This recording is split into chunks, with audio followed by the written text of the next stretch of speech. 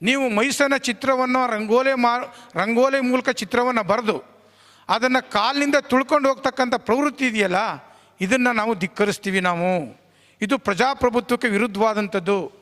ಅಂದಮೇಲೆ ವೀರಪ್ಪನರವರು ಹೆಚ್ಚು ಕಡಿಮೆ ಒಂದು 60-70 ಕೊಲೆ ಮಾಡಿರಬೇಕು, ಪ್ರಾಣಿಗಳನ್ನ ಹತ್ಯೆ ಮಾಡಿರ್ಬೋದು, ಗಂಧದ ಮರನ ಕದ್ದಿರ್ಬೋದು. ಆದರೆ ಅವ್ರನ್ನ ಸತ್ತಂಥ ದಿನ ನೀವು ಯಾಕೆ ಬಂತೆ, ಅವ್ರನ್ನ ಯಾಕೆ ಸುಡ್ತಾ ಇಲ್ಲ? ಇವತ್ತು ನಮ್ಮ ಕಣ್ಣು ಮುಂದೆ ನಡೆದಿರ್ತಕ್ಕಂಥ ಘಟನೆ ಸತ್ಯ ಘಟನೆ. ಅಂದರೆ ಕೊಲೆಗಾರರೆಲ್ಲರೂ ಕೂಡ ಸುಡ್ತಾ ಇದ್ದೀರಾ ನೀವು? ಈ ದೇಶದಲ್ಲಿ ದೇಶದ್ರೋಹ ಮಾಡೋರೆಲ್ಲ ಸುಡ್ತಾ ಇದ್ದೀರಾ ನೀವು? ನಾವು ಏನೂ ತಪ್ಪು ಮಾಡಿದೆ ಅಂತ ನಮ್ಮ ಸೂರ್ಯಗಳನ್ನ ನೀವು ಈ ರೀತಿ ಸುಡ್ತಕ್ಕಂಥ ಕೆಲಸವನ್ನು ಮಾಡಿದ್ರೆ ನಾವು ಅದನ್ನು ಸಹಿಸ್ಕೊಂಡಿರತಕ್ಕಂಥ ಏಡಿಗಳು ನಾವಲ್ಲ.